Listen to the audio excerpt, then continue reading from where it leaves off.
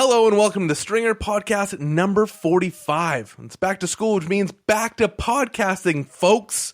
I've missed you. I missed Dylan. I haven't been allowed to see him since March. Dylan, how you doing? I'm doing good. Thanks for inviting me back. Oh, you're welcome. I like hearing your voice over my headphones. This week, we've got Chris Clarke on the podcast. He was once a trusty producer for Bob McCowan on Primetime Sports. And I say once, it was like for 10 years. He was a Leafs TV OG. In fact, he was the one who hired me. That wasn't supposed to rhyme. And then he took his talents to Sports Center, and now you can find him on the MWO Sports podcast. He's one of my mentors, and I'm excited that I was able to get him into the city and be able to sit down with him and share now that conversation with you guys. We know him as @sports_Clarkey on Twitter, @Clarkey_29 on Instagram. That is if his profiles aren't locked. He's the world's best squash playing rent-a-goalie, and he's coming up in just a minute. How's that for an intro? Friggin' nailed it. Things are a little bit different, and I wanted to let you know, you probably already noticed there's a couple advertisements playing. That's because we teamed up with the folks at Voxnest, Dynamo, and Spreaker. I wanted to address it.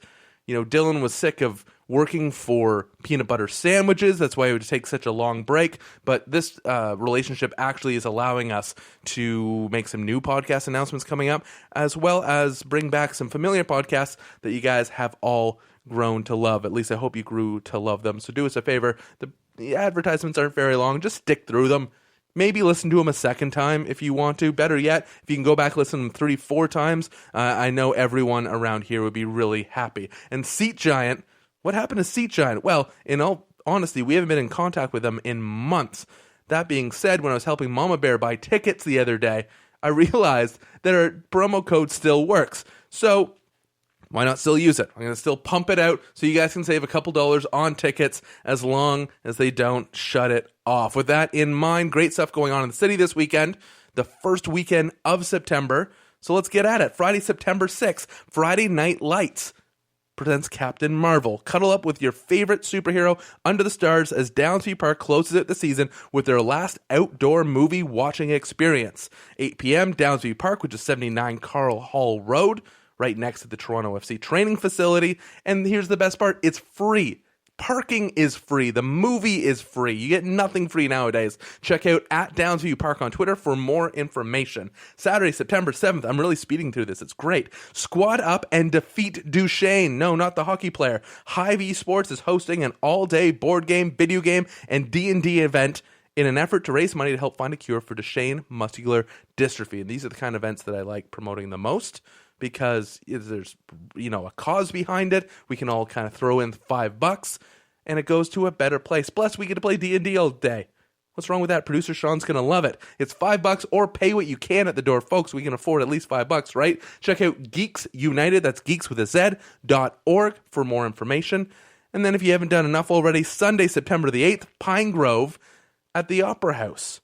When New Jersey Indie Rock meets one of my favorite venues in Toronto, what could go wrong? 7 p.m., the Opera House, 735 Queen Street East. This is the one, as I said, go use Seat Giant to get tickets, because using promo code STRINGER, even though we're not talking to them, it's still going to save you some cash. Remember, our ideas aren't for everyone, but you can do one of two things to remedy that. Either you can reach out to us and let us know what you've got coming up, and we'd be happy to promote it @Stringer Podcast on Twitter, or events @thestringer.ca, or you can go to seatgiant.ca and plan your own weekend. Concerts, sporting events, theater, live shows, comedy, even TIFF events on right now. You can find all tickets to all those things on seatgiant.ca. Remember to use promo code STRINGER, because you never know when they're going to shut it off. Okay, I've babbled enough. Time to let you sit back, relax, and enjoy this conversation between me and one of my mentors. Just one thing left to do before we get there. Dylan, do you still remember how to play? The trumpet?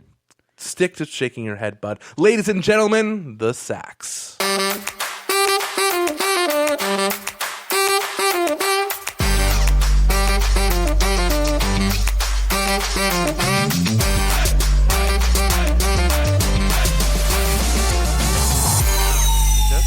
I don't want to squeak.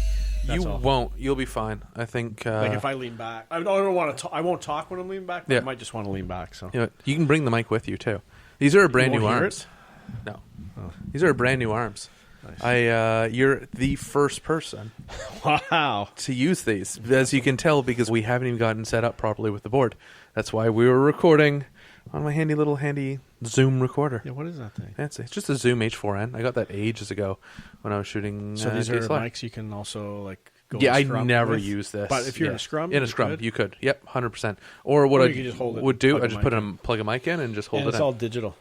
All digital. Yeah. Yep. And so we use this in our old setup, before we got all this crap. This used to be our backup record, right? The board would have an out to this, and we just record every single show on backup, just in case something went wrong with recording on the computer. Now the new board does its own backup record, like it's a 24-channel recorder, and so it just records everything itself. While the thing, the weirdest thing to me is other people using this room, and then me coming into something that I feel is mine, and then having to adjust things back. Like imagine jumping in your own car, and then People have been driving it, right, and everything's out of sorts. You're like, but this is my car. I know how it's supposed to be, and now I have to fiddle around with it and try to find how it works. We have a guy at work who, like, our console in our studios are high, right? So you can stand at them if you wanted to. Yeah. And is it an odd, like, do you have buttons to go high, low?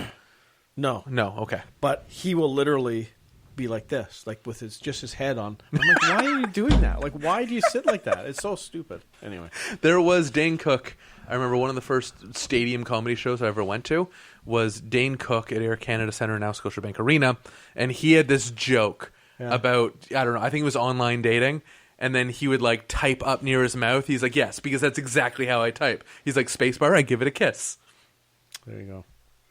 Okay, that's off. If we have to stop halfway through, that's fine too, right? Yeah, 100%. Like if I have to pee. Like if you have to I leave. just had an extra large. Coffee? Tea. What's the first rule, Clarkey? You always taught me about broadcasting. What's the first rule? The mics are always hot. I'm going to keep that in. Set. You have to go for an extra pee break. Great. I'm going to keep that in. Chris Clarke on the podcast. Clarkey, hey.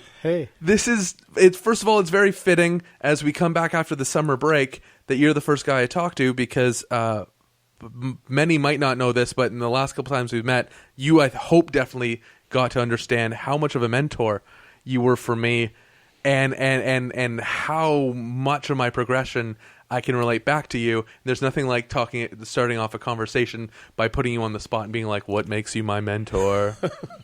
Tell everyone the secrets that you told me. Well, I must have been a mentor if you took the summer off. Like you're just back, after your summer off. So I must have had a good influence on you for sure. You know what? I don't know. Like it's like one of those things where you just live life, and if you tell people things along the way and it resonates and it was successful for them, then that's great. I'm sure there's some people who out there who hated me, but hopefully there's no private conversations that you'll write a book about one day. But whatever. If it happens, it happens, right? Because it's happened before. Instead, I'm just going to bring out private emails and we'll discuss them on a podcast. Yes. So at least it'll be your voice behind it. 2000, we were chatting before we got in here. 2009 was the first email correspondence I found between us. For those who don't know me and kind of know where I came from, Maple Leaf Sports Entertainment was a big part of my life, Leafs TV, and Chris Clarke was the one who brought me in. I have no idea. I can't remember anything. I told you this. I don't remember shit. Can I swear? Yeah, 100%. Okay. If you want to. Yeah, no, I'm not going to force you to swear because no. But it's natural conversation. Everyone wants to protect their brand nowadays. Absolutely, it's like everyone's saying the same thing, and the weirdest thing for me is always feeling out whether I can swear or not. Because I have once been asked in the past when I did swear, I was asked to take my swearing out of my podcast because they wanted to make sure didn't want swearing attached to it. That's interesting. Because you know what? I'm going to change topics. I listen to Spit and Chicklets, right? Okay. Do you listen to that? I have in the past. Okay, so Sidney Crosby was on. Really? Yeah, the latest episode, or one of the couple latest episodes. Yeah. They released it on August 7th, 8/7. Oh, smart. So anyway, is that always his birthday? He's August 7th, 87. Yeah, I think so. Okay. I think so. But I was curious because there's a lot of swearing on that podcast. If he would, right? He dropped a couple of shits, but no F-bombs. No F-bombs. So, anyway. Sidney Crosby known to be one of the cleanest guys in the NHL. I would think so. Yeah. Yeah. Who else would you put up there? Oh, you had to form a list.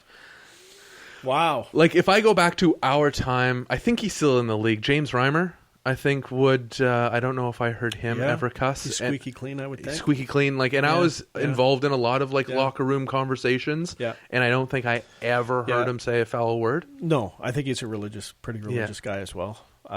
That's a good question. I don't think you get to know guys as well as you do nowadays, just by watching traditional TV. No. When you watch and listen to podcasts like Spittin' Chicklets or whatever, you really get to know guys a lot better. Yeah. Like Max Talbot was on there. Oh boy. And and Joffrey Lupul was on in the last month.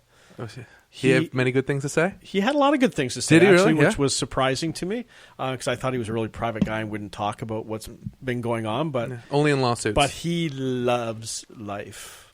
Does he? He is living large. I think he lives like Manhattan Beach in California somewhere. Yeah, I think he... somewhere out there anyway, some beach, Newport because Beach, he was maybe, with the Anaheim organization, and I think even when he was in Toronto, after that, he kept his place in Manhattan Beach. So I don't think he's married. No. I don't think that's going to happen for a while. No. And he's living he's his living life large the way he wants to. Yeah. He was... Were you with Leafs TV still when he was on the team? When did he leave? That's When a was he great on? question. No, I think so. He was. Yeah, he was definitely on the team. I can say that I think he was 100%. at the Winter Classic, I think. Yes. Wasn't he on the team then? Yep, he was, and you were there for the Winter Classic. Yeah. Do you remember when I think he broke, before he came to Toronto, he had broken his back, his neck? He had the He had craziest, an injury, for sure. craziest road to recovery. The first time I really took note of him was he was playing with Anaheim's obviously AHL team, recovering, and and you can tell when an AHLer's on a conditioning stint or NHLer's on a conditioning stint because they're just head and shoulders above the rest, and he hadn't played in over a year, and he was just phenomenal on this team. I'm like, holy crap! I think Joffrey Lupul is actually going to make it back. Yeah, I don't remember that. But his time in Toronto and his time... that's going to be your ongoing joke. I don't remember. I'm sorry. that. And it's not... I guess you remember things that were important to you, right? Of course, when you look back, right? I remember my first conversation back in 1987 with my boss at Telemedia. I remember that. I remember the phone call. I remember waiting. I remember all that when I was still in college, right? What did Telemedia have at the time? Jays and Leaf rights. They had Jays. Telemedia Sports Network was a Quebec-based company, but they had the rights for the Jays and the Leafs, and they owned those rights right through till, I would say nearly 2000 or something, I think. Holy smokes. Yeah. Telemedia was around for a while, and they were my first employer. Was Molstar part of Telemedia? No, they were separate? Yeah. Molstar produced the games, and this is right on the TV side. That's why I thought. On the TV side. Oh, Telemedia was radio side? Yeah, Telemedia was a radio company. And then they sold, Telemedia sold to Standard. Okay. And then Standard flipped them to Rogers, the fan. Yeah, so that's how it all happened.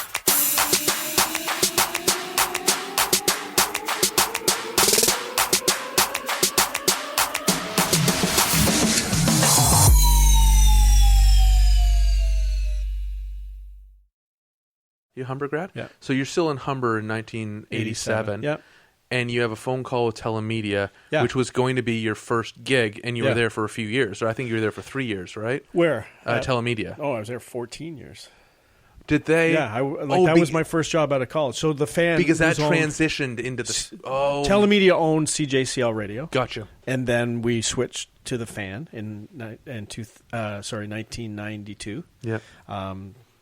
I didn't realize. It was great timing with the Jays about to win the first Incredible World Series. Because we flipped the switch the beginning of September 1992, and they went on to win the World Series the next 2 years. So that was exciting for sure. But no, I remember that conversation with my coordinator at Humber College back in 1987. He came to me. His name was Stan Larke, and he came to me and said, "Hey, there's a job, like a part-time job available. You'd be perfect for it." Because I had 1 year of Humber under my belt. I was the sports director at Humber. I did play-by-play for the Humber Hawks hockey team.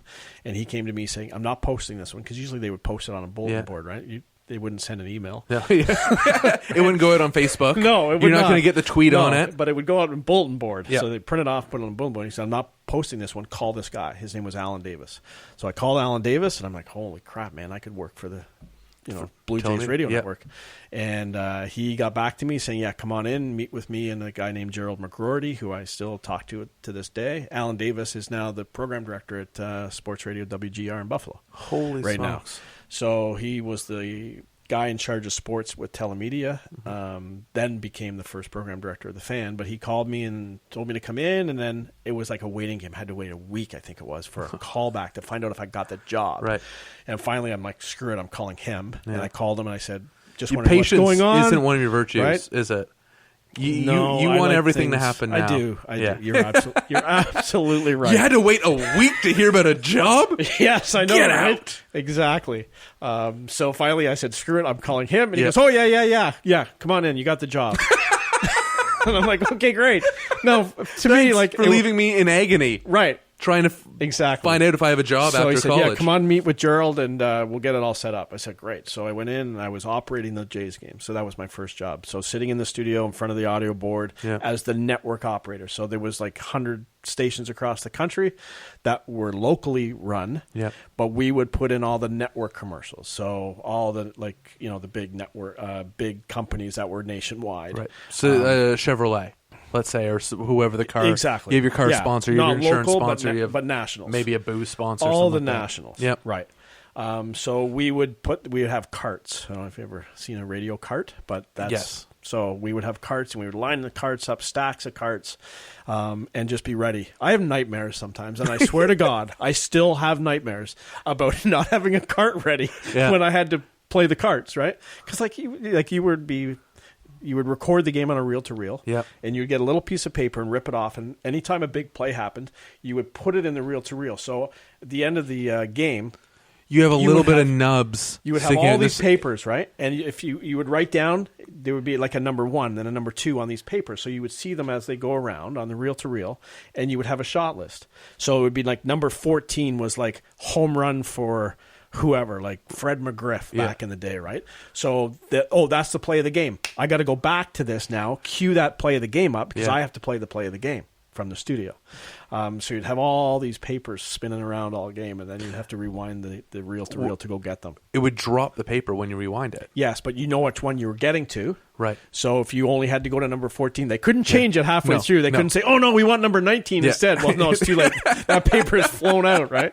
So you would just rewind it to 14, cue it up, and then Tom Cheek or Jerry Howarth would cue up the play of the game, and it sounded like this, and then that would come from us in the studio. So that's what it was, recording the games on cassette. All the games were recorded on cassette. And if you didn't hear that cassette pop, sometimes you missed an inning because when you had to flip it over, right?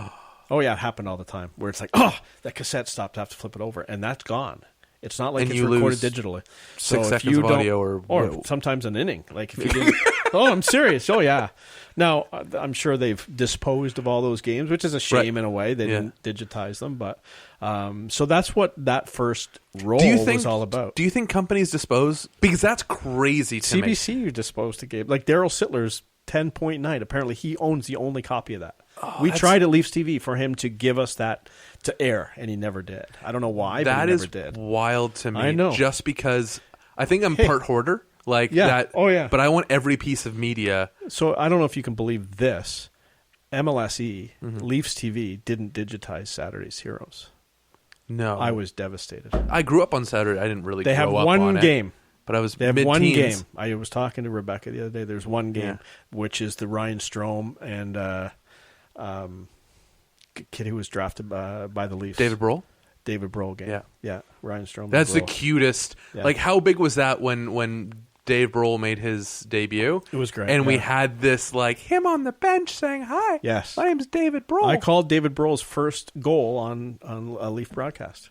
because it was, he was 12 years old. Saturday's Heroes. Yeah, but they replayed the Can goal. you, So. for those who might be under the age of majority, what was Saturday's Heroes? So Saturday's Heroes was a brainchild of John Shannon, who ran Leafs TV at the time, and he thought the idea was, let's bring kids' teams, like minor league hockey, to the ACC at the time to play a game on a Saturday afternoon, if the Leafs were playing at night on a Saturday afternoon, 1 o'clock, and we broadcast the game on Leafs TV like it was hockey in Canada. Like, obviously not the amount of cameras and production, but we sang the national anthem. We did interviews on the bench with Jen Millard, myself, my first color, I did the play-by-play. Yeah. My first color commentator was Sam Cosentino. So Sam's gone on to great things at Sportsnet. My next color commentator was Todd Crocker. Right. And Todd's now the voice of the Marlies. So, and I'm like out in Wingham. Yeah. Holy smokes. So, you went on, like, don't cut yourself short. Like, not as if you didn't go on to great things. You hired me. Like, come on. True. That's true. That's true. Absolutely. Before starting on Saturday's Heroes, but after, those frightful nights of operating the reel-to-reel and having to find flipping the cassette over and all that fun stuff. 1990, you decided to do a little sports talk radio show that I think a couple people have heard of. You were producing for Bob McCowan. Yeah. So I was operating the game still. I had graduated from operating the games in the studio to actually operating the games at the park. So Exhibition Stadium is where I actually learned how to engineer. They call it engineering, but it was basically making sure the mics were controlling the levels, hooking up the mics, going down, and like we had a parabolic behind home plate. We'd have to take that down before the game and hook it all up. So I got that gig as an extension of doing the games in the studio, which was great. I loved it. Yeah. Would you do every game in the studio or just home games? No, we had like a rotation of guys. Oh, of course. Yes. Right? We had a rotation of guys. So probably at the first I was doing like 2 or 3 games a week. Yeah. I was still going to school for 2 years, right? So, but then a full-time job came open, and I got it at Telemedia. And then, so Bob did a talk show with Bill Waters called Talking of Sports on CJCL radio before the fan. Talking of Sports? Talking of Sports. It was every night, I want to say from 7 to 9. So CJCL radio was the music of your dead grandparents' life. It was terrible music in my mind, but it was called the music of your life. And then at 7 o'clock, it was hockey or baseball or Talking of Sports. Yeah. So the guy who actually produced some of that show at times was Mark Askin, believe it or not. Wow. Yeah. So Mark did it. And there was a couple other guys who did it as well. I can't remember who. Well, Rob Whitehead, a guy named Rob Whitehead, who later became the producer of the morning show when McCowan went to the mornings. He was known as Miles Long. I don't know why. But because Rob Whitehead is married to Aaron Davis, who was on CHFI. Yes. I grew up with Aaron Davis. Well, not grew up listening to Aaron Davis. Right. So Rob and Aaron were husband and wife. Anyway, I got my way in somehow to, if Rob wasn't around or if Mark wasn't around, I was involved with Talking of Sports. It was basically screening calls. That's what it was. It wasn't calling out. It was them talking and calls in. So we did that. Then before the fan became the fan, we did Jays Talk after each Jays game. And Mark Askin produced that very minimally at the beginning, but I took over. Then when Primetime Sports started before the fan started, so it predates the fan. So we started Primetime in 1990, as you mentioned, and Howard Berger was the first producer of that. So first, I never knew, we'll get to Mark Askin later, never knew he was involved in radio, and never knew Howard Berger, who was loved and hated for all the writing that he did, was in radio. Oh, he was the Leafs reporter on the Fan for years. No idea. You are young. Yeah. Oh man. No, so Howard produced the Primetime Sports for a year. And when I say producing Primetime Sports, what that consisted of for the majority of the time, just picture this. Toronto Star, Toronto Sun, Globe and Mail. Flip through the pages, see a story. Let's talk about this tonight. Let's get the writer on. Let's get the people involved with the story. That's how we got our stories. There was no internet, right? Of course. There was nothing. No, completely. That's how we got our stories. Or the Sports Sticker, which was a computer, a dot matrix computer that spit out stories all day long. And if a big story came that related to Toronto or related to our area, we would rip it and try to find phone numbers for people. Right. You couldn't reach out like the way you can now, right? Yeah. So Howard did it for about a year. Then he became the full-time Leafs reporter. I then moved into the Primetime Sports role. So it was around 1991. And then when the Fan became the Fan in 92, I became McCowan's 6 to 7 show, because it was only 6 to 7. And it was a network show, Primetime, when it began. So it was right across the Telemedia Sports Network.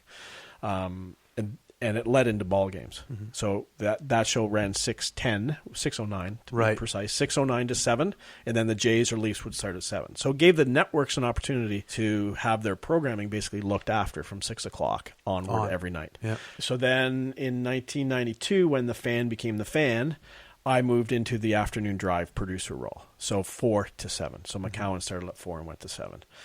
He probably got a lot more money. I didn't get squat.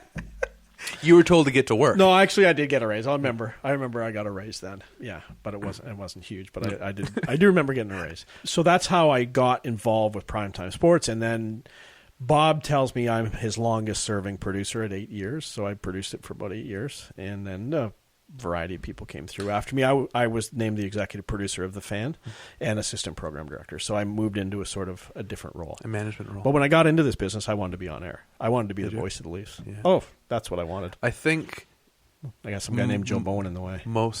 Damn that Joe Bowen. I Who know. cares about Mackinaws? I know. And what makes them holy? But like when people ask me now, I do get asked because I'm one of the older guys now. I do get asked, like, give me some advice, right? And if a young guy came to me and said, I want to do play-by-play, but I just don't think there's a role for me anywhere, I said, don't lose the dream and do everything you can. Do I regret not following through with that? No, because things worked out for me pretty well, and I was in a good spot. But man, I missed not doing it. And like just recently had an opportunity to go to California and do some broadcasting. Yeah. Loved it. And wished, man, what could have changed along the way, right? Like you look back and you think what could have changed. But like when the Marlies came about and Leafs TV did the games, I was like, do I need to, like, do I want to do this? Do I want to be the play-by-play? Jeff Merrick was in the first year. Well, didn't Jeff come and do play-by-play? Well, John Bartlett, I think, was our first hire. Was it your first? Yeah. Yeah, I think so. I don't remember Jeff doing it. Jeff did, I think, in the first year maybe or two. Radio? A handful, maybe. Yeah, I don't think it was anything to do with the TV side. But John Bartlett was our first guy, and I remember going to John Shannon and saying, do I have a shot at this if I put in... And he goes, you can't take the pay cut. Right. What was his answer? And in hindsight, maybe it would have been a good idea if I really wanted to do on air. So sometimes you have to look at yourself and say, okay, maybe I have to take a step backwards. Right. Financially. Right. Which is hard when you're raising a family to get to ultimately where you want to be. And that's sort of like, I'm not shy about where I am right now in my career. Like, I loved doing the broadcasting and I would love to do more for sure. Like I do a little podcasting now and MWO Sports. MWO Sports, and it's fun. It's great. Yeah, I love it. I just told someone this last night, actually. I remember this piece of advice that I received.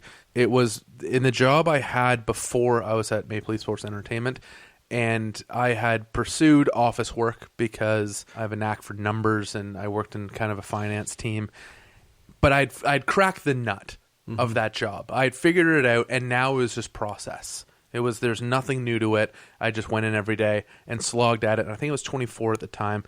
And wherever I read it, or whoever told it to me, they said, allow this to fund your dream. Don't try to force this to be your dream. Allow this to fund your dream. And that's when I had written in my late teen years when I was first published. And then I got back into writing during that part. And something flicked in my brain that said, oh, no. This just allows me to do what I love to do, which is write. And oddly enough, my very next job was because this gentleman, Chris Clarke, called me. I have that email. Do you mind? This is the second. This one's good. This one's approved for being on air. The other one we joked about before, and it's funny when I don't remember all of this because go ahead. You invited me to come in for a meeting. Okay, so let's go back. Sure. Refresh my memory. How did I know about you? Leaf Space. Excellent question. So Maple Leaf Sports Entertainment had, I guess at one point, really started developing their digital properties. And then you were part of the creation and evolution of these two platforms, one called Leaf Space, or community platforms, one called Leaf Space and one called Raptor Space. Mm-hmm. These were a forum for fans to come together, to share passion, to share information, just to be together all the time. And why did we call it Leaf Space? We were taking off from MySpace, which was big at the time. Which tells you what age it was. Yes. Really. Yeah. Because MySpace was big. Facebook wasn't. It was a thing, but it wasn't the thing at all. At that point, you were part of some huge innovations, and I think of 2009, I believe it was. Remember, for a fee, if it was a Leafs TV game, through Leaf Space, we could pay a fee like $2, and then it would live stream the game to us as fans who, let's say, didn't have cable, and there would be a nonstop chat box on the right side. Leafs TV Interactive. Leafs TV Interactive. That's right. That's right. It was really leading a charge. Maple Leaf Sports Entertainment was really leading a charge in the digital future. And so I was part of Leaf Space, and the first contact I ever had with, I think it was a producer by the name of Mike Brock first. I had written something and posted it on Leaf Space, and I was contacted on the trade deadline of 2009 and said, hey, we'd like to use this as a topic of discussion on Leafs TV. Andy Petrillo, Bob McGill, Mark Osborne, I believe was the three. They were on Leafs TV on trade deadline day at that time. Do you mind? Mm-hmm. And I was over the moon. Mm-hmm. I was ecstatic. I thought it was the greatest thing ever. And that started a year-long dialogue between myself and the producers of Leafs TV, as I understood it, yourself and Mike Brock. Yeah. That's how we're first introduced. I think we met first in person. It was the end of the year 2009. You guys threw a party at a local pub and invited any Leaf Spacer, not prominent, any Leaf Spacer down to join, and he brought cameras, and it became a TV show. That was... Yeah, you remember better than I. This changed my career, though. Right, exactly. That's why I remember from 1987. That's why I remember the phone call in 87. Right. And you can't remember some kid who walked into your office 10 years ago. 10 years ago. Yeah. Okay, so where's this come So in, this comes in about a year later, and we're in 2010, and you say, hey, Chancellor, which really dates what time it was, because I wasn't known as Clayton Hansler, I was known as Chancellor. Well, I still call you Chancellor to all my friends. So does a group that knew me at at that time, like Monica Platek. Yeah. Always calls me Chancellor. Monica with a K. Hey, Monica with a K. Hey, Chancellor, how are things? How was the season for you? When do you have time to come in and chat? Please let me know. What's funny that... So that just came out of the blue. Out of the complete blue. Okay. We may have not talked for months. Cool. And I just get this email from a producer at Leafs TV, which right away goes to my head because I'm so eager to get out of the job I'm in at the time. Yeah. I'm like, cool, they want to talk, maybe whatever. Maybe I can develop my online profile some more. What's funny that in the response, I put Clayton Chancellor Hansler in it to make sure that someone knew that my name wasn't actually Chancellor. Yeah. Because I was worried. Yeah. I was like, I just want to make sure everyone knows. Yeah. And it's this funny thing. We went back and forth. I couldn't meet this day, and we tried to find a day. And you asked me to come in after 6, and then I couldn't do it because I was working. After 6? You did. Oh my gosh. No, here's the funny thing. How was I working after? Maybe I was. No, I wouldn't have been. And you're like, anyway. okay, how about Thursday? Come in on Thursday. I'd be usually gone by 3. And this was 26th. This was towards the end of the month. You're like, I'd be coming on Thursday. I'm like, great. Do you want me to come in after 6? And you're like, no. Can you come in at 12:30? He's like, I ain't at the office that late in the summer. And then you said, yeah, come on in. And he said, we're doing a barbecue. And so in May of 2010, you said, I think we're going to have a position available. We're creating it brand new. It is, we call it website producer. Is that what you called it at the time? Marley's website, web producer? Yeah, probably. Yeah. Are you interested? Yeah. And I was over the moon. I couldn't believe that. First of all, I didn't have to apply. So that was right when the Marlies came to Toronto from Newfoundland? 3 years after. Oh. I think they came in 2007. So there was no websites back There's then. That's no, why.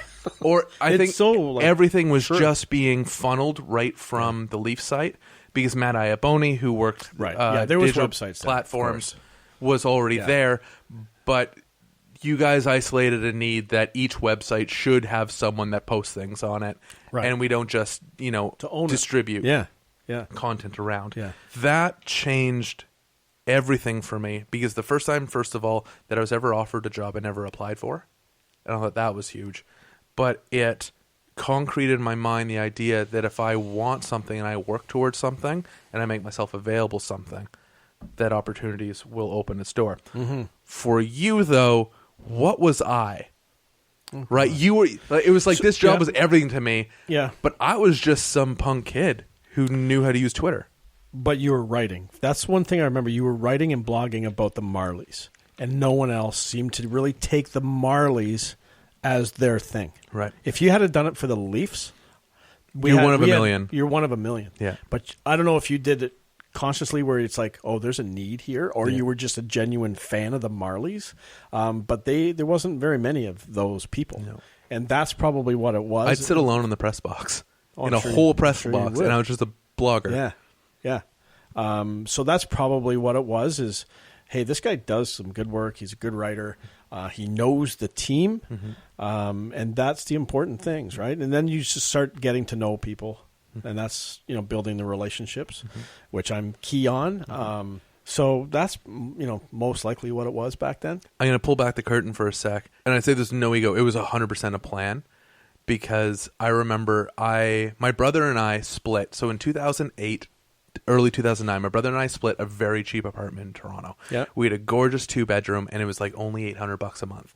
And we both had great jobs, and we were laughing because we had all this disposable income living in downtown Toronto. Two kids from north of Newmarket, living in downtown Toronto with all the disposable income in the world. So we would constantly go to Leafs games and sit in good seats, something we were never able. We never went to Leaf games growing up, let alone being able to sit in the lower bowl, sitting in golds like we thought we were, kings for a day. Then my brother decided to move in with a girl, and I was left with, still, it's only an $850 apartment. Yeah. But all that $400 that could have went to one or two Leafs game a month Right. went out the door. And so I went to my first Marlies game. The Hamilton Bulldogs, then the farm team of the Montreal Canadiens, were in town. And we were living kind of in the West End already, so it was a short streetcar ride for me to go to Ricoh. And I remember that, 2008, I think it was. And I looked around, and I was like, holy smokes, this is underserviced. And I was given a ticket. I was going to buy a ticket at the door. I was given a ticket on the streetcar. Someone was like, is anyone going to the Marlies game? We have an extra ticket. And I was like, how much do you want for it? He's like, no. I got them from work. And I'm here with my son and a friend of mine. We have a fourth seat. And we sat second row, which to me, sitting in golds at Air Canada Centre was massive. Sitting second row at a hockey game was massive to me. Sure. And I looked around, and the building was, whatever it was, 15% capacity, 20% capacity. And I said, holy smokes, this is underserviced. I bet you because everyone talks Leafs, if I just made enough noise talking about Marlies, that someone's going to notice. Well, there you go. Good for you. Fancy that.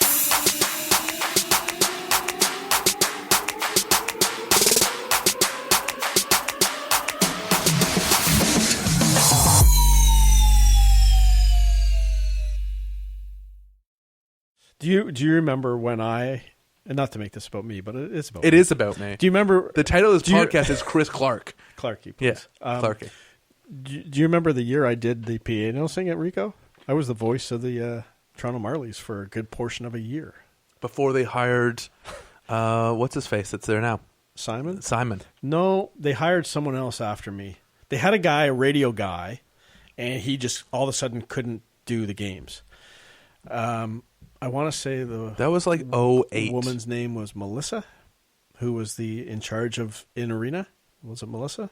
She my because I have her on Facebook. My memory is not the greatest either. Yes. So anyway, her name's Melissa. For the sake of the podcast, 100%. And Jen Woods was involved. Yes. So she was the marketing right. So director. I think she asked me if I was interested. I'm like, yeah, no problem. Yeah. Andre DeVoe, remember Andre DeVoe? Yeah, very well. So I was in the penalty box, right? Like that's where the seat was between the two boxes, right beside the scorer.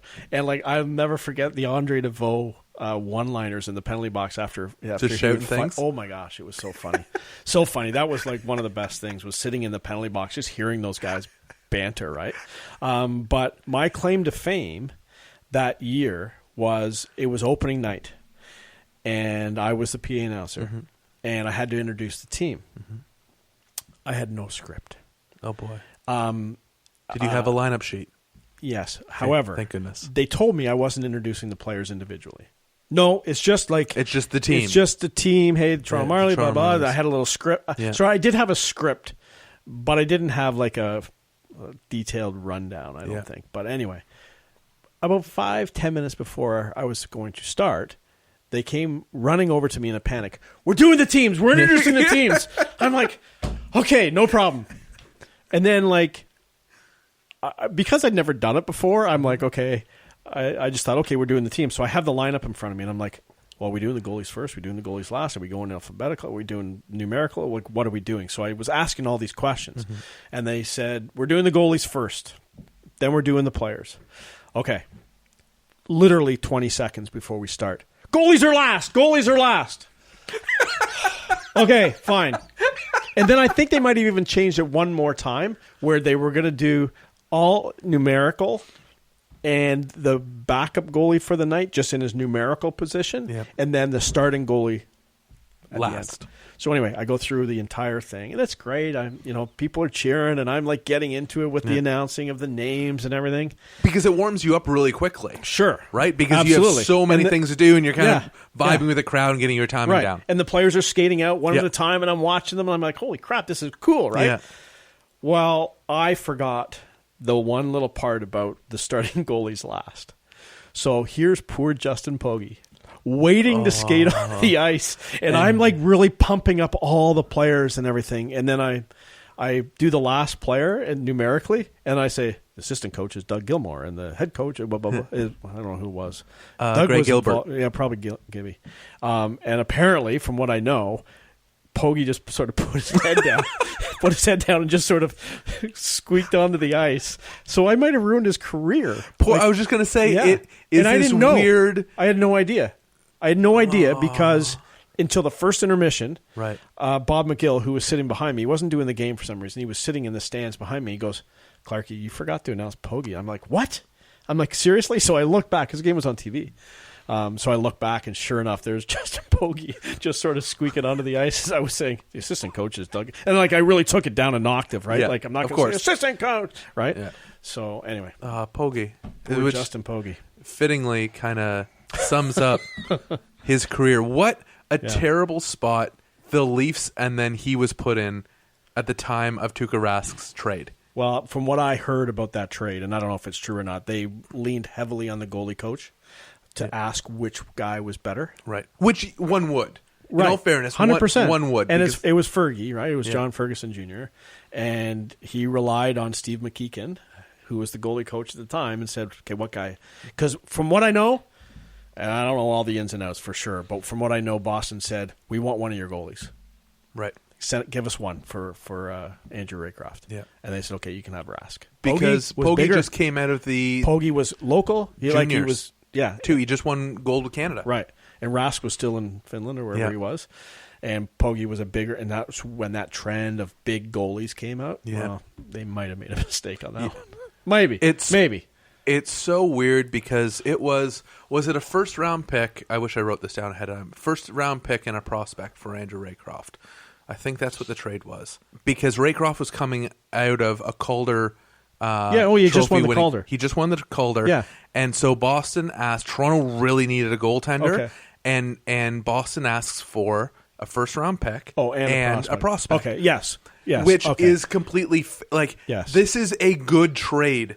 No matter what prospect you give up, if you rewind the clock to the day the deal is made, this is 100% a good trade. It's just so funny how history will kick you in the ass years down the line. No, for sure. When obviously Andrew Raycroft, we realize his best year was behind him in his first year as a Calder winner. Yeah. And it was going to be Tuukka Rask who was going to steal the show for years and years and years and still years going to come. Still going. Yeah, it makes and Andrew Raycroft is the Boston color guy on their radio broadcast. Get out! Oh yeah, no, that's what he's doing nowadays. So they got both guys in the end. They do. No. They have both of them. Yeah, can you believe that? We brought up Bob McCowan. Yeah. You mentioned Mark Askin. Mark is a legend in the game of hockey. He has stories that date back to the mid-'80s, I believe, with Molstar. Yes, history. His memory is better than both of ours put together. Absolutely. So Mark Askin is a legendary producer. Yeah. He is a game night producer. He sits in the truck, and he has witnessed almost every great Stanley Cup trophy left, almost every great overtime moment, all the stuff that I, in the 80s and 90s, grew up on. He was the puppet master pulling the strings behind the scenes. Yep. So you guys I never knew, you guys first met in radio in the early 90s. Yep. And then is it not until you're both at Maple Leaf Sports and Entertainment that your paths cross again? Yes and no. When we were doing, we did a series of documentaries at the Fan during the lockout. Audio strike. documentaries? Yes, during the lockout years. Yeah. And I remember a huge project we did was the closing of Maple Leaf Gardens. So we needed like clips, right? And Mark had Molestar, all the archives at Molestar, so we leaned on him heavily. I kept in contact with Mark for sure. Yeah. He was on our show when like he was on primetime if we needed him. Him obviously knowing Bob was a good guest for Bob. Yeah. But yeah, we did a closing of Maple Leaf Gardens documentary, which was supposed to be a 2-hour show and turned out to be a 6-hour show. Holy smokes. It just kept going and going and going. And I said to our bosses at the time, I said, we got some gold here. Yeah. Why do we need to cut this to 2 hours? Like, we have no games. Like, we have, like, there's not a lot going on. Yeah. Like, it's hard to do sports radio when there's no sports going on. Yeah. So we did this 6-hour documentary on the closing of Maple Leaf Gardens and talked to like Bill Ballard and the one biggest name I think I'll never forget getting was a guy named Harold Mush March. He was like 94, 95 years old, I think, I want to say, when we talked to him. Yeah. He scored the first goal in Maple Leaf Gardens. Holy smokes. Yeah. He scored the very first goal and he's still alive. So when I'm doing my research, I'm like, this guy's still alive. So I actually reached out to Chicago alumni because he played for Chicago. They gave me the name of his son, reached out to his son. I think Harold was in a home at that point. Yeah. But he said he can still talk and he still remembers. He still remembers the goal. The very first clip, and it gives me goosebumps every time I think about it, and it's doing it again now. The very first clip on that show was, I scored the first goal in Maple Leaf Gardens, you know? And that's how the show started. And I'll never forget it. Incredible. Yeah, I think I still have the audio somewhere of that show on a CD. But yeah, so that was one of the most incredible moments talking to that guy. Yeah, like we just interviewed him on the phone. Obviously, he was, I don't even know, Chicago or somewhere, but we just got him on the phone. His son put the phone up. I don't know if he couldn't hear us, but he just talked, and I think his son was sort of prompting him. Yeah, and that's one of the things that came out of his mouth, and I'm like, oh my God, that's the gold of all gold, right? So that's how the show started. With that clip, I had the idea when they closed the Gardens, and I wasn't working for the team at the time, and I would have suggested it. They should have flown him up, and they should have put a puck in front of him and had him shoot a puck into the net to end the night. I just thought that would have been so cool to have this guy who scored the first because it wasn't a great show. I don't know if you remember the closing of the Gardens, but they sort of got ripped for it, right? Yeah, they lost to Chicago first of all. Dave Keon was on his, he didn't come for it, and they paraded like Lou Franciscetti. Nothing against Lou, but like those guys out on the ice and sat around, and Ron McLean hosted it on the ice. But the Leafs were never known back then, and still to this day get criticized for a lot of their on ice productions. Not only games. But like around the game. So Montreal is always like just the champions of it. The champions, right? Now they have a lot more winning history, which helps. But I just thought that a would lot have been more such a recent cool idea. Winning history as well. Which helps it. Like they don't have to go back 50 years. Thanks for reminding me. But no, so that's when I think about some of the guys I've talked to in my career, like I know it's been a long time since the Leafs won the Cup. You don't have to tell me. Unabashed Leafs fan. Yeah. But like when I think about all the guys who I've talked to, like it was neat at the Fan because I think nowadays people are way more exposed because of social media to the athletes, right? Like they have their own blogs and YouTube channels, some of them, YouTube TV channels, shows, social media, like all that stuff, right? But back then you didn't, right? And we were a connection to the fans, and just having some guys on the air and tracking guys down. Can I tell a story about? I would love you to tell a story. We would have challenges sort of thing when I was executive producer and still producing Primetime with the rest of the guys, like for big name guests. Yeah. And Primetime had an unwritten, well, some people didn't think it was unwritten, but that Primetime gets the big guests lay off, right? The other producers have to lay off. Of course. Why would we want the biggest name in sports on at 1 p.m? They need to be on when the audience is there. Yep. The hosts and the producers of those time slots didn't appreciate that very much, but you have to know your role. Yes. Anyway, one day in particular, the Jays were doing a spring training in Florida, and there was something about Paul Beeston. I think Paul Beeston was leaving the team and going to work for Major League Baseball. Okay. So we were trying to think of who we could get on the air. So I would call like, a crap ton of people. And if one panned out, one panned out. So one guy I thought of was George Steinbrenner. And George was like Holy the king, smoke. right? Yep, like George of course. was the king of all kings at that point. So I called the Yankees practice, training camp facility in Tampa. And I just, hello, New York Yankees. Hi, can I speak with George Steinbrenner, please? Oh, he's out for lunch right now. I said, can I leave a message? Yeah. So, hey, it's Chris Clarke calling from MWO Sports in Toronto, or whatever I said. And I said, I want to talk to him about Paul Beeston. Mm-hmm. So, 4 hours went by, nothing, right? Well, I think it was 4:20. Phone rings. Chris, line 1. Hello, Chris Clarke? Yeah. George Steinbrenner. I'm like, hi, Mr. Steinbrenner, how are you, right? Yeah. And he goes, fine. Hello, you want to talk to me about Paul Beeston? I said, yeah. I said, we're doing a talk show right now, and Paul's leaving, and, I'm sure you have some good things to say about Yeah, I'd love to.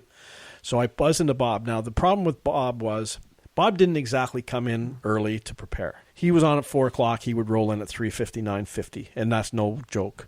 And I would give him the lineup, and he would talk like he was amazing at it, right? So I never even told him that I called George Steinbrenner. If I told him all the people I called all day, right, it doesn't happen, right? Nope. Because then he would be like, well, why didn't you get him? Yeah. Right? So The last thing you I need is buzz shit. into his ear, and I say, okay, we're doing open phones at the moment. And I said, Bob, George Steinbrenner's on the line. We're going to talk to him about Paul Beeston. Go to him right now. He's on the line. And he looks at me and he goes, I just worded the mouth right. So he didn't believe me. But then I said, no, go to him right now. Go to George Steinbrenner. He's in Tampa, Florida at the Yankees facility. So without introducing him, Bob, still not believing me, says, who do we have on the phone right now? And George says, hello. And Bob says, Mr. Steinbrenner? And that's how the conversation started. So now it's 4:25, and we have news at 4:30. So that's when I said to my boss, I ran over to my boss's office. I said, we're not doing the news at 4:30. He goes, what do you mean we're not doing the news? Yeah. We have a structure here. Yeah. I go, we just got George Steinbrenner on the line. Can you please throw we can't bail out of him. Can you throw out the format? I'm not telling George to wait 4 minutes while we hear the news. So it was fine. We went probably about 15, 20 minutes to George Steinbrenner. But that was one of the neatest things, right? Having George on the phone and Harold March and Lennox Lewis in his prime. We would get Lennox. We would call hotels. That's how we got people. We would just call the hotel that we thought big guys were in. So if Lennox Lewis was in a fight in England, we would try to find out the big hotel in London where all the stars played or stayed. And we would just call their rooms.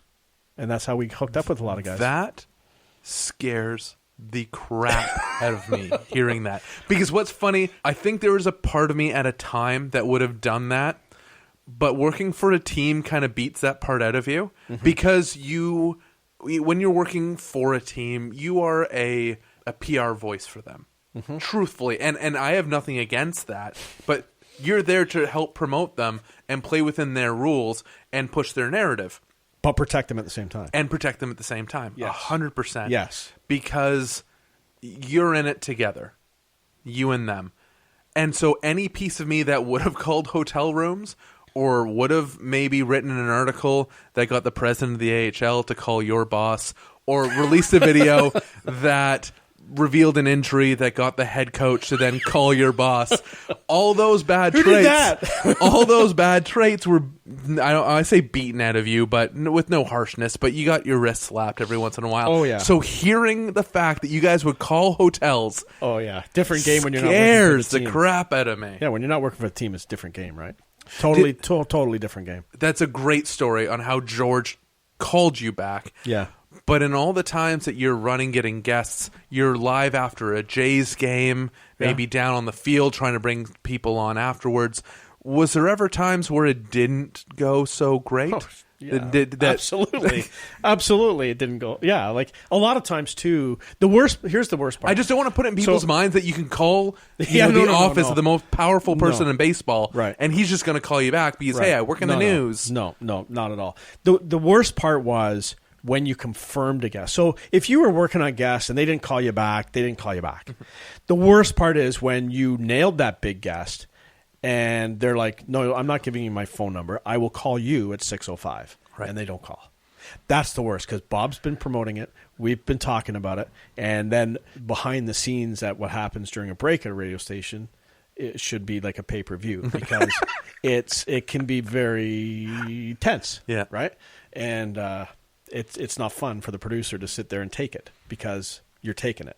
Yeah. And then Bob will come on the air and say, okay, we're never going to call. Like he would say this on the air. We're never waiting for calls anymore, just so you know. We are calling the people. If you don't get a phone number for them, we're not having them on the show. And he waits until the light goes on to make sure everyone heard that too. Oh, yeah. For sure. Thanks, and if that's the rules we play by, Bob, and that's what I would always say to him after, if that's the rules we play by, get ready for not a lot of gas. Right. Because the majority of guys wouldn't want to give you their phone number, and they still don't.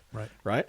So, so we would call hotels all the time. We would and some guys, and I don't know how we learned this. I'll never forget it, but David Wells, pitcher for the Toronto Blue Jays, would never stay under his own name. So we would call, and I know he would stay under a hotel. And this maybe it's folklore, maybe it's not true, but we think it's true. He would stay under the name Richard Weed, which is Dickweed. DW, David Wells. Amazing. So we would call and ask for the Richard Weed, and we'd get through to him. So obviously it's true. But yeah, I'll never forget that stuff. Like we would have in the media guides for every sport, it would say hotel headquarters on the road. Well, that's all we needed. Yep. So we knew exactly what hotel every Toronto Maple Leaf, every Toronto Blue Jay would stay in on the road. And if we knew, 1 o'clock they come back from their morning skate, we can call them then. Like some guys were jerks. Yep. Rightly so. Well, you're calling my hotel room radio station. But some guys were like, yeah, no problem. Yeah, no problem. Now, you didn't feel the need at the time, or was it just different to go through a media relations person? Oh, they were Dr. No's, right? Like we would get the Dr. No, like even locally, like they wouldn't help us as much as we think they should have. Yeah. So no, we would try to avoid the PR guys as much as possible and just go and call guys on our own. And if we got through, great. If not, hey, I had a good contact, and I'm not going to say who it is, but I had a very good contact within the NHLPA. Anytime a story would break, and this was years ago, but he would give me their phone numbers, like their home numbers. Oh, smokes. And I remember calling John LeClaire, played for the Philadelphia Flyers and Pittsburgh Penguins, and he was not happy that I had his number and questioned me where I got it. Yeah. And my line was, you know what, it's in our Rolodex here at the radio station. I don't know how it got here, but that's where it is. Because you never give up your source, right? Of course not. And I never will give up my source and who I got the numbers from. But they had a computer on, and they could find any phone number for anyone who played in the National Hockey League.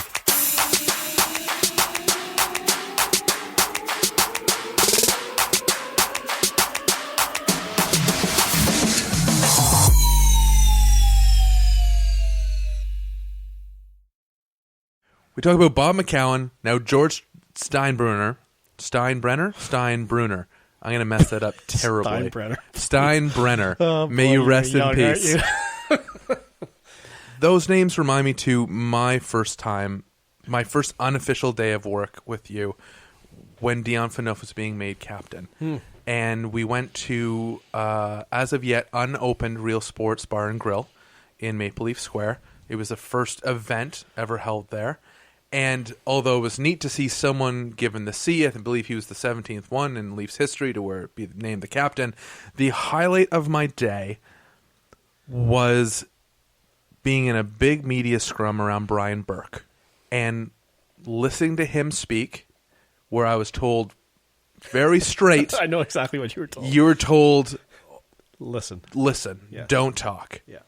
Did I tell you that? Yeah, you did. Yeah. I don't think I could have talked if I wanted to, because it's taking in that moment of not just the man who is, a formidable force in the NHL, but also every face of the Toronto media was there. People that I had followed through my teen years and gave me all my news. But then to watch the light go off and then Brian say something like, okay, guys, what do you got? And that was all the off-the-record stuff, where media members received the color they needed to be informed members of the media without being able to pull a quote directly from the general manager of the Toronto Maple Leafs. And so it helped you understand how things were working, and so you didn't sound like an idiot when you wrote something that ended up, you find out, being completely contrary to what happened in real life. That to you was the early years in a relationship with Brian Burke, isn't it? You guys have stayed in touch after all this time. What's Burkey like?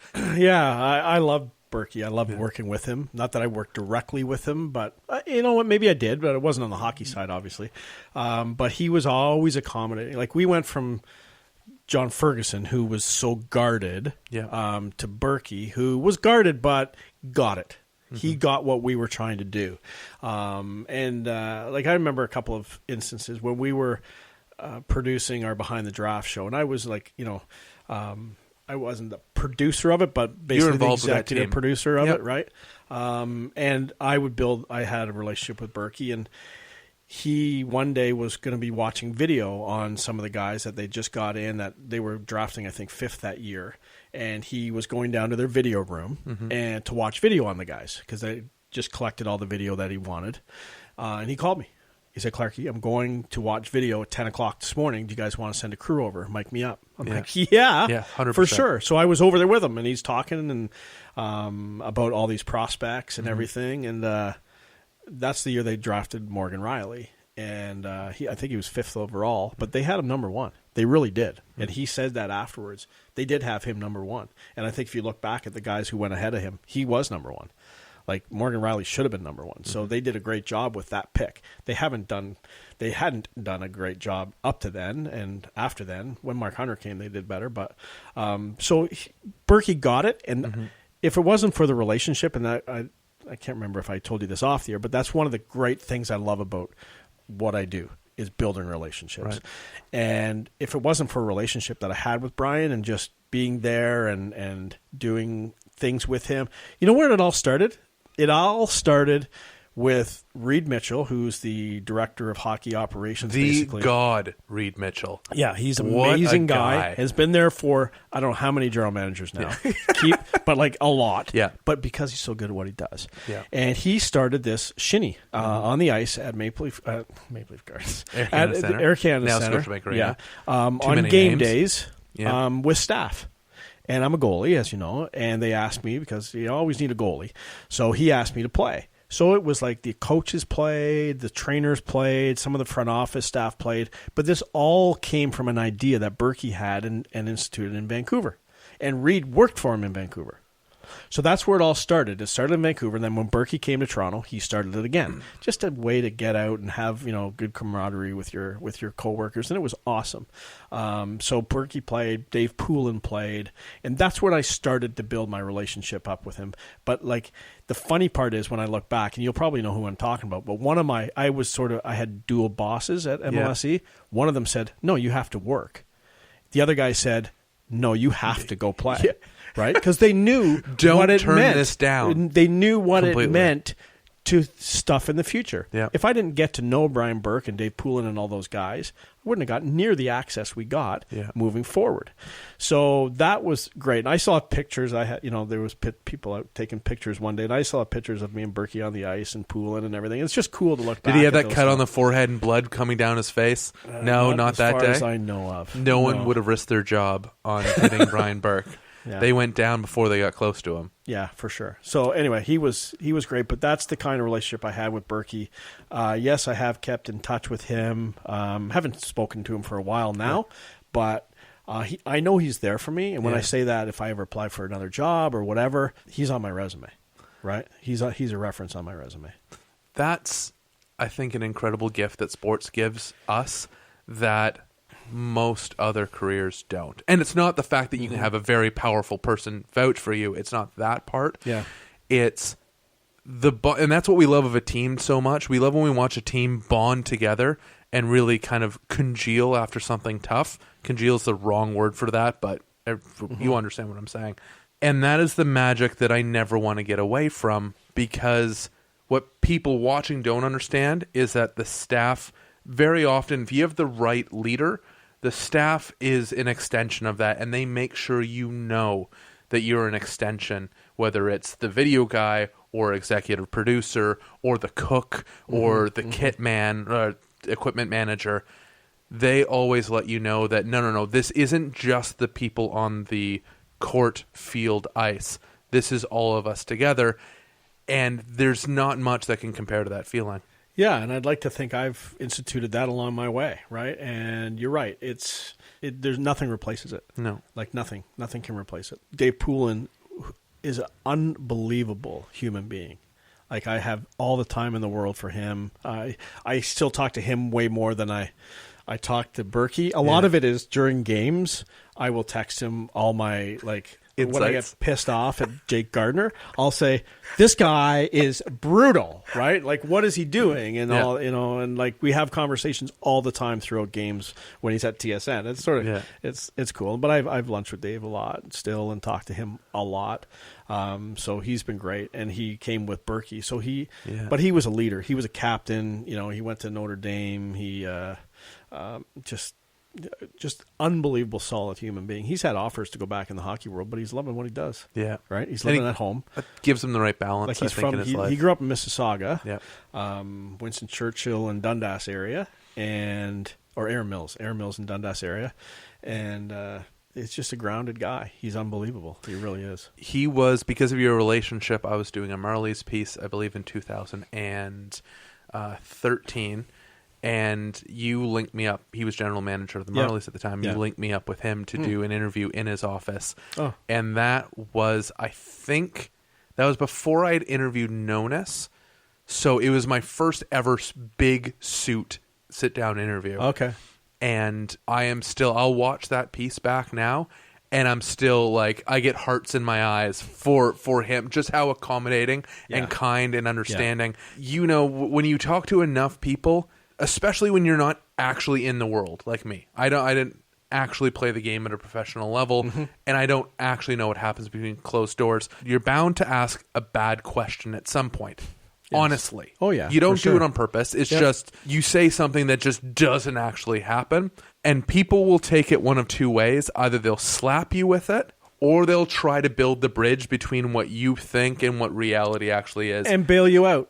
So you don't look like a tool. Yeah. And Pooley is definitely one of those guys that will help educate you and not humiliate you. Yeah, that sums up Pooley for sure. But you must have come across a guy or two who will humiliate you and not educate you. Oh, sure. Yeah. Come on. I want to dig for one more great story. This is actually, you guys, this is what every dinner we ever have is actually like. Yes. Is me being just prodding. I'm like, I bet you in those Jays days, or I bet you in those Leafs days, or anything else. And again, I can't remember 2013, which is only 6 years ago, but I can remember back in probably 90. It had to be Jays Talk era. Yeah. So I did primetime and Jays Talk. Right, that's a full night. So Bob and it was, and a full day because basically I would get to the office around 11 or 12, produced Primetime Sports, which started at 7, and this was my day. I would golf in the morning a lot of times. We had great connections, right? So I would golf free a lot of the times in the mornings.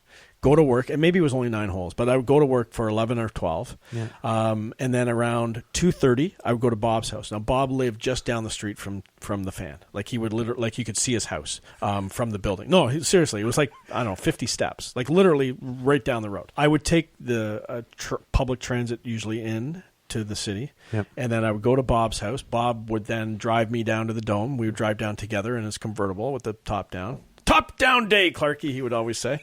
So I'm like, okay, good. So we would go to the Dome. We'd get there around 3:30. We were on the air at 4. I don't remember having to hook up the equipment, but I probably did. But I could do it in my sleep, so it wasn't a big deal. So we were on the air at 4. We did the show 4 to 7 in Sightlines, which was the restaurant out in left field. Yep. And then we would just watch the game together, wander around, get free ice cream, and bad. And then we would do Jay's Talk. But delicious. Yes, Haagen-Dazs. Yeah. So then we would do Jay's Talk together afterwards. Yeah. And it was always this, if you start a minute after the top of the hour, you had to go to the top of the next hour. And we had to wait for Baseball Today to finish with Scott Ferguson. And if you'd ever listened to Baseball Today with Scott Ferguson, he knew everything about every player in the major leagues. And we're like, Fergie, it's the 8th place Oakland A's against the 9th place Chicago White Sox. We don't need everything. But as a Pooley, because I was in baseball rotisserie leagues, he was the king. So anyway, so we would die on what time Fergie would get off the air. Yeah. Because sometimes it would mean a 30-minute show. Sometimes it would mean a 55-minute show because we'd always have to hit the top or bottom of an hour. Yeah. Anyway, Jay's Talk was a show where a lot of times it was just phone in, but on weekends we would try to get players. So if opposing players, local, like Toronto players, whatever. And I had a pretty good role going with players and got to know some players and, again, building relationships. Mike Timlin, one of the Blue Jay pitchers, got to know him really well. He was on Jay's Talk a lot. He invited my wife and I to his wedding in Florida, and we went. So like that kind of thing. Yeah. But then there was the guys who had a bad reputation that I sort of stayed away from. Yeah. But one day someone told me that Dave Stieb had changed, and Dave was great. I said, okay. So I thought... They were setting you up for failure. Well, so I was a big Dave Stieb fan in the Yeah. 80s. Growing up, I had Dave Stieb shirt and everything, and then they came back to the Jays there in the early 90s. So I approached Dave Stieb, and I know I've told you this story off air, but I approached him, put my hand out and said, hey, Dave, I'm Chris Clarke with the Blue Jays Radio Network. And he looked at me and goes, so? Being stubborn and not wanting to walk away, Yeah. I said, hey, I produce a show called Jay's Talk. We do it up in Sightlines after the games. We'd love to get you on one day. And he goes, why would I want to do that show? He goes, who? I think he said, who's it with? And I said, Bob McCowan. He goes, not a chance or something like that. I was crushed, right? I was like, I don't want to be in this business anymore. Never meet your heroes. Right. What a jerk, Yeah. right? This is a guy who I watched, I loved, I have his shirt, and this is how he treats people. And it hurt for sure, and I moved on and got a lot of great guests, right? Like I remember we had George Brett on. And George Brett was a huge star, obviously, with the Kansas City Royals. He came on the show. Robbie and Sandy Alomar, when they were playing together, both came on the show at one time. I'll never forget, though. I waited about an hour for Robbie after a game. He did everything like massage and talk to fans. And I'm like, dude, we got to get up there because Bob's filling, right? Yeah. Waiting for He's us. dancing. So we had we had them both on the air, which was great. Like those are the kind of things I remember because it was important to me, right? Yeah. But yeah, the Dave Stieb one was probably the worst experience I ever experienced for sure. As a fan, I experienced it once. I was a Tony Stewart fan in NASCAR. Went to a race once and met him, and he was a complete tool. And like, okay, as you said, don't meet your heroes. Don't meet your heroes. Except Lionel Richie is an awesome guy. Met him. He's good.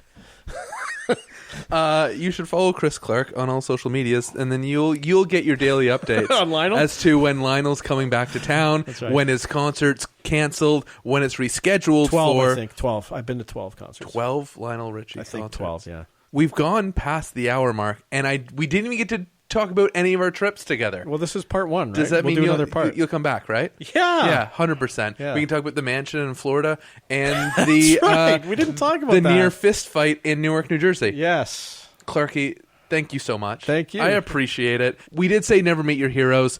It's Don't. It's pretty cool. It is pretty cool when someone becomes your hero and you've worked with them all along the way. I think it's really special for me that we still have a relationship because as I printed off a handful of old emails, we chat about them and just flicking through them.